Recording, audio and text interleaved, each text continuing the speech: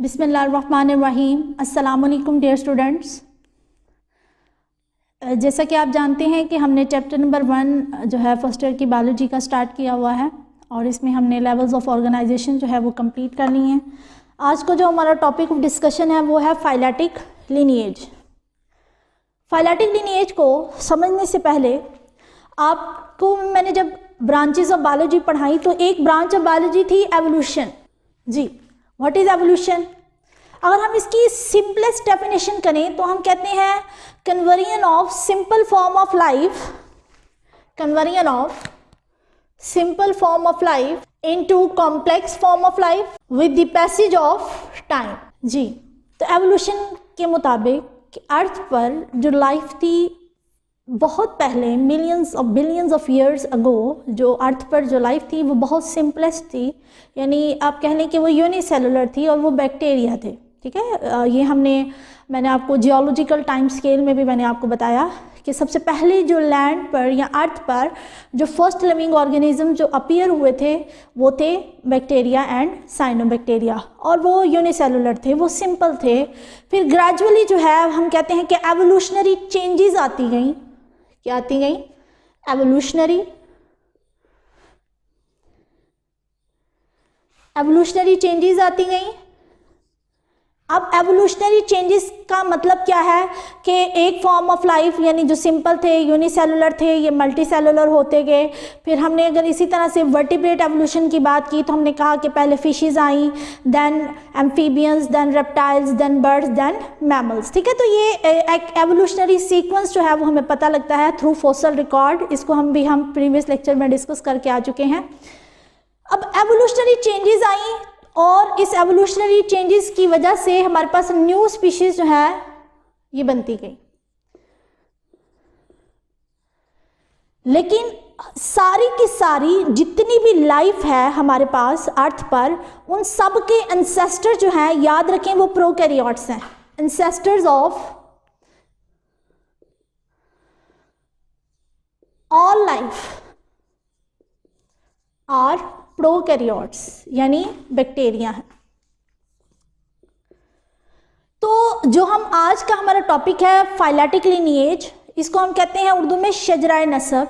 ठीक है, इसको हम आगे देखिएगा। शजराए नसब को अगर हम देखें तो अगर हम पीछे एंसेस्टर्स की बात करें, एंसेस्टर का मतलब होता है आबाओ अजदाद, तो पूरी की पूरी लाइफ के जो एंसेस्टर्स हैं वो कौन है? Prokaryotes.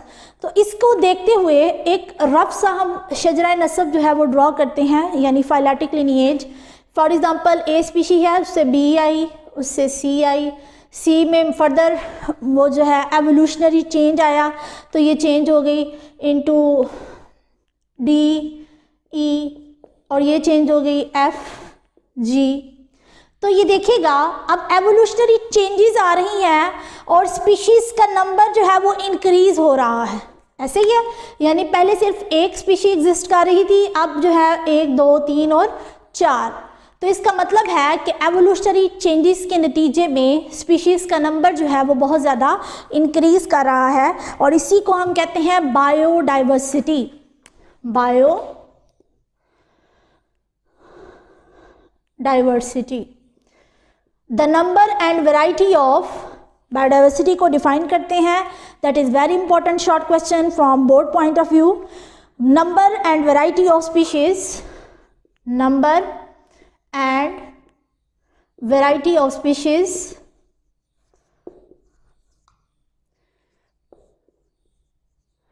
present in a place, उसे हम क्या कहते हैं? That is the biodiversity of that area. किसी भी एरिया पे कोई भी स्पीशी है उसका क्या नंबर है और वहाँ पर उसकी वैरायटी कितनी है। तो बेटा ये दोनों चीज़ें अगर आप लिखेंगे देन जो है बायोडाइवर्सिटी की डेफिनेशन कंप्लीट होगी। नंबर के साथ साथ उसकी वैरायटी भी जो है वो बहुत ज़्यादा इम्पॉर्टेंट है। तो आपकी बुक में लिखा हुआ है कि कुछ जो टोटल स्पीशीज़ जो हैं वो जो डिस्कवर हो चुकी हैं, there are about 25 lakh species of organisms are currently known to science। कितनी स्पीशीज डिस्कवर हो चुकी हैं? 25 lakhs। जिसमें हम बात करें कि इंसेक्ट्स की बायोडाइवर्सिटी कितनी है, तो इंसेक्ट्स की बायोडाइवर्सिटी है 53.1%। Animals other than insects, animals other than insects, अगर हम इनको देखें तो इनकी डाइवर्सिटी है 19.9%। इसी तरह से अगर हम देखें वेस्कुलर प्लांट्स, तो इनकी डाइवर्सिटी है 17.4। इसी तरह से fungi, protozoa, fungi, protozoa, algae, prokaryotes, तो इनकी जो डाइवर्सिटी है दैट इज 9.4 और इसकी वेस्कुलर प्लांट की है 17.6। तो ये टोटल जो है अगर आप 53.1, 19.9, 17.6 और 9.4% को अगर आप प्लस करें तो ये टोटल 100% जो है वो बन जाता है। यानी कि जो आपके पास टोटल बायोडाइवर्सिटी साइंस को जो मालूम है, लेकिन ऐसा नहीं है कि अर्थ पर सिर्फ और सिर्फ इतनी ही 25 लाख स्पीशीज़ नहीं है, बल्कि कुछ केयरफुल एस्टिमेट किए गए हैं। वो कहते हैं कि टोटल जो स्पीशीज़ जो है वो अर्थ पर पाई जाती हैं, नंबर ऑफ स्पीशीज़ जो हैं वो बेसिकली है 5 to 30 मिलियन, 5 to 30 मिलियन, जिसमें से साइंस को कितनी मालूम है 2.5 मिलियन सिर्फ डिस्कवर हैं और बाकी सारी की सारी क्या है अनडिस्कवर्ड है, जिसको अभी टाइम टू टाइम आपने देखा होगा जी फ्लां स्पीशीज़ जो है वो डिस्कवर हो गई है, फ्लां स्पीशीज़ जो है वो डिस्कवर हुई है। तो देखिएगा कितना कम नंबर जो है वो साइंस को मालूम है। और देखिएगा ये बात याद रखें कि अर्थ पर सबसे ज़्यादा डाइवर्सिटी की अगर हम बात करें तो वो इंसेक्ट्स की है, और दैट इज़ यानी अगर आप इन सब को भी प्लस कर लें तो फिर भी जो है इनकी जो परसेंटेज है बायोडाइवर्सिटी के हिसाब से इंसेक्ट्स की वो सबसे ज़्यादा है। ठीक है, तो ये कुछ हमने एवोल्यूशन के हिसाब से फाइलेटिक लिनिएज को डिस्कस कर रहे हैं, लेकिन अभी तक हमने फाइलेटिक लिनिएज की डेफिनेशन को नहीं टच किया। वजह कि उसको समझने के लिए पहले आपको जो है इसका बैकग्राउंड नॉलेज जो है वो होना चाहिए। एवोल्यूशन को हमने कहा कि चेंज आता है लाइफ में, सिंपल से कॉम्प्लेक्स में लाइफ कन्वर्ट होती है, और ऐसा बिल्कुल सडन नहीं होता, इसके लिए बहुत लॉन्ग टाइम जो है वो रिक्वायर्ड होता है, मिलियंस बिलियंस ऑफ ईयर्स जो है वो रिक्वायर्ड होते हैं। और जितनी भी लाइफ है उसके एंसेस्टर्स हैं प्रोकैरियोट्स।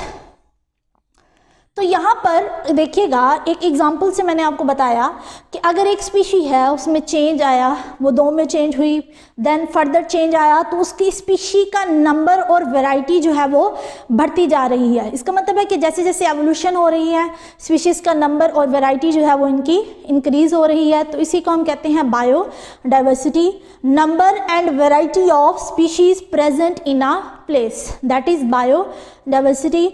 फिर उसकी कुछ रेशो बताई गई है कि insects 53.1%, animals other than insects, ठीक है, यानी इसमें आपने इंसेक्ट्स को इंक्लूड नहीं करना, 19.9%, वेस्कुलर प्लांट्स 17.6%, और जितने भी ये हमारे पास micro organism, algae, fungi, protozoa हैं, ये है 9.4%। नंबर ऑफ स्पीशीज़ कुछ केयरफुल एस्टिमेट किए गए हैं, वो कहते हैं कि 5 to 30 मिलियन है, लेकिन जो साइंटिस्ट ने जिनको डिस्कवर कर लिया है या जिनका नॉमेनक्लेचर वगैरह हमें पता है that is 2.5 million, and that is very low percentage which we know. इसका मतलब है कि टाइम टू टाइम जो है वो स्पीशीज़ डिस्कवर होती जाएंगी। अब आ जाए जी फाइलेटिक लिनिएज जी, very important short question. Unbroken series of species arranged in ancestor to descendant, ancestor यानी अबाओजदाद, डिसेंडेंट यानी औलाद। अबाओजदाद होंगे फिर उनकी आगे से औलाद होगी। Sequence with each letter species having evolve from one that immediately present before it. इसको समझिएगा, अगर आपसे पूछा जाए कि ये जो ई स्पीशी है ये किससे इवॉल्व हुई है, तो ये इवॉल्व हुई है सी से, और ये जो सी स्पीशी है ये इवॉल्व हुई है ए से। यानी कि कोई भी जो अगली स्पीशी है वो इवॉल्व हुई है इससे अपने से बिल्कुल पीछे वाली स्पीशी से। ठीक है, यानी कि इसका इंसेस्टर जो है वो अगर बिल्कुल हम फर्स्ट पे चले जाएं, यानी कि बहुत पास्ट में चले जाएं, तो जितनी भी लाइफ है उसके इंसेस्टर जो है, मैंने अभी आपको कुछ देर पहले बताया कि वो है बैक्टीरिया यानी प्रोकैरियोट्स। ठीक है, तो इस तरह से जो है हम फाइलेटिक लिनिएज जो है वो ड्रॉ करते हैं, यानी एनिमल्स का शजरा नसब जो है वो ड्रॉ किया जाता है। लेकिन ये फाइलेटिक लिनिएज जो है थोड़ा सा अनकम्प्लीट है, इनकम्प्लीट है, यानी नामुकम्मल है। क्यों? क्योंकि कुछ सॉफ्ट बॉडीड एनिमल थे, सॉफ्ट बॉडीड एनिमल, यानी जिनके अंदर कोई भी बोन वगैरह नहीं थी। आपने देखा कि ऑर्गेनिजम्स की जब डेथ होती है तो फॉसल्स बनते हैं, यानी उनकी बोन्स वगैरह, उनके टीथ वगैरह जो है ये प्रिजर्व होते हैं, बाकी जो फ्लैश वगैरह होता है ये डिकम्पोज हो जाता है। अब चूंकि सॉफ्ट बॉडीड एनिमल्स भी अर्थ की हिस्ट्री में आए, लेकिन चूंकि इनके पास कोई हार्ड पार्ट नहीं था तो इनका फॉसल जो है वो नहीं बन सका, तो इनका फॉसल रिकॉर्ड जो है वो एब्सेंट है। ठीक है, तो इसलिए हम कहते हैं कि यहाँ पर चूंकि सॉफ्ट बॉडीड एनिमल्स के हमारे पास फॉसल्स नहीं है, तो इसलिए फाइलेटिक लिनिएज भी कंप्लीट नहीं है। अगर तो सॉफ्ट बॉडीड एनिमल के फॉसल हमारे पास होते तो ये बिल्कुल अनब्रोकन सीरीज चलनी थी।